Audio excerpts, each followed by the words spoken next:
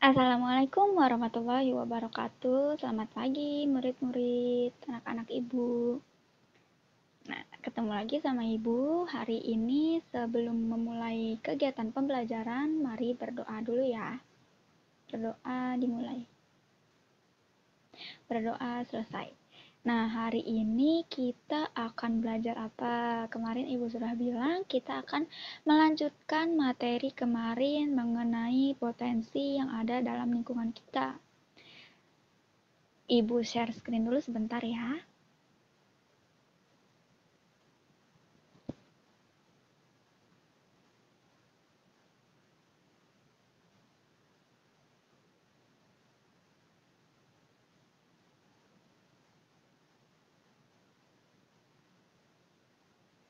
Nah, sudah terlihat nih, hari ini kita akan mempelajari mengenai kegiatan ekonomi.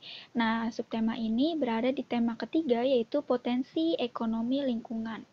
Nah, setelah mempelajari hal ini, Bu harap kalian ini mengerti apa aja sih kegiatan ekonomi yang manusia butuh, yang manusia lakukan, apa itu kegiatan ekonomi, apa itu jenisnya, dan apa itu faktor-faktor yang mempengaruhi kegiatan ekonomi yang manusia lakukan.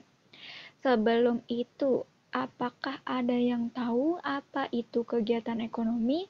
Sebenarnya itu kita udah melakukan kegiatan ekonomi loh, walaupun tanpa sadar setiap hari ini kita melakukan kegiatan ekonomi. Kalau misalnya nanti istirahat, kalian ke kantin, kalian beli jajan, atau ke UKS, pemakai obat, kalau misalnya sakit, sebenarnya itu merupakan kegiatan ekonomi. Nah, jadi pengertiannya apa sih kegiatan ekonomi itu? Nah, kegiatan ekonomi ini merupakan kegiatan yang dilakukan manusia dalam rangka memenuhi kebutuhannya, kebutuhan hidupnya, misalnya kebutuhan barang, kebutuhan jasa, dan kebutuhan-kebutuhan yang lainnya. Sampai sini paham ya, pasti karena baru pengertiannya aja nih. Dan selanjutnya itu ada jenis kegiatan ekonomi yang dilakukan manusia. Wah, tadi udah ibu bilang ini ada misalnya kalian ke kantin atau ketemu pedagang, ke UKS saat sakit lalu minum obat. Nah, itu merupakan kegiatan ekonomi. Cuma nanti ada nama-namanya nih. Yang pertama itu ada kegiatan produksi. Kalau dilihat dari gambar itu, banyak ya orang-orang memindahkan barang-barang setelah diproduksi ditata menjadi rapi gitu. Jadi sebenarnya apa sih produksi itu? Merupakan kegiatan membuat barang atau menambah kegunaan suatu barang untuk memenuhi kebutuhan hidup manusia. Misalnya, sekarang kita duduk di kursi, depan kalian ada meja, itu kan dari kayu pohon. Itu merupakan produksi atau kegiatan membuat barang. Paham ya? Sampai sini kita lanjut ke apa yuk selanjutnya? Selanjutnya ini ada jenis produksi. Ada dua jenis produksi. Yang pertama yaitu produksi barang dan yang kedua adalah produksi jasa. Produksi barang itu tadi sudah Ibu bilang seperti pembuatan kursi dan meja dari kayu pohon, terus pembuatan baju, pembuatan gelas, mungkin dari tanah liat. Karena produksi jasa ini seperti Ibu, misalnya guru sedang menjelaskan ke kalian dan itu produksi jasa. Dan yang kedua itu kalau dokter kalian sakit ke dokter, terus dokternya menjelaskan sakit kalian tuh apa, itu termasuk ke produksi jasa. Sampai sini paham ya? Atau ada yang ingin ditanyakan? Boleh. Kalau misalnya ada yang ingin bertanya. Kalau tidak, lanjut ke selanjutnya yaitu ada faktor-faktor yang mempengaruhi produksi. Di sini dapat dilihat terdapat 4 faktor yang mempengaruhi produksi. Yang pertama itu ada alam, yang kedua ada tenaga kerja, yang ketiga ada modal, dan yang keempat ada kewirausahaan. Faktor alam itu dalam produksi maksudnya kayak apa sih? Nah, kalau misalnya alam ini kan menyediakan banyak sumber daya alam seperti energi misalnya batu bara, buah, kayu, dari pohon, dan yang lainnya. Kalau misalnya nggak ada barang-barang tersebut, berarti kita nggak bisa memproduksi apa-apa dong, selain dari bahan-bahan buatan yang dibuat oleh manusia. Yang kedua itu ada tenaga kerja. Tenaga kerja itu maksudnya adalah manusia, karena kalau misalnya nggak ada manusia yang memproduksi sumber-sumber daya alam yang disediakan itu pasti nggak bakal terjadi proses produksi. Dan yang ketiga adalah modal. Maksud dari modal itu merupakan kalau misalnya kita melakukan sesuatu pasti butuh modal, karena modal merupakan kayak faktor utamanya. Kalau misalnya nggak ada modal kan berarti nggak bisa melakukan proses produksi. Dan terakhir adalah kewirausahaan, bagaimana manusia ini menjual barang-barang yang telah diproduksi dari sumber daya yang disediakan. Paham? Paham lah ya pastinya, atau ada yang ingin ditanyakan juga boleh. Kalau misalnya tidak ada, kita lanjut ke materi selanjutnya. Itu ada, nah, kegiatan ekonomi kedua yang dilakukan oleh manusia itu ada distribusi. Kalau misalnya dilihat dari fotonya itu ada orang memindahkan barang dari mobil, mungkin mau dipindahin ke dalam rumah atau ke toko gitu ya. Jadi proses pemindahan barang. Jadi distribusi itu apa sih? Proses pemindahan barang atau apa ya? Nah, distribusi adalah kegiatan menyalurkan barang hasil produksi kepada konsumen.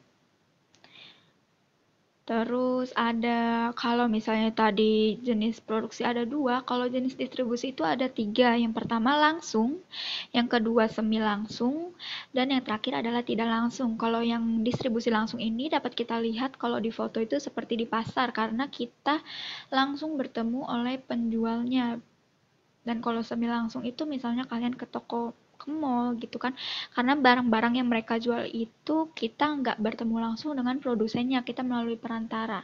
Dan yang tidak langsung itu kita sama sekali tidak menemui orang-orang yang memproduksi barang-barang tersebut. Jadi contohnya itu seperti kayak agen-agen di warung dekat rumah kalian gitu. Dan selanjutnya ada, nah ini mah pasti udah tahu semuanya ya. Kalau konsumsi, kalau dilihat dari fotonya aja pasti udah ketara konsumsi itu apa sih.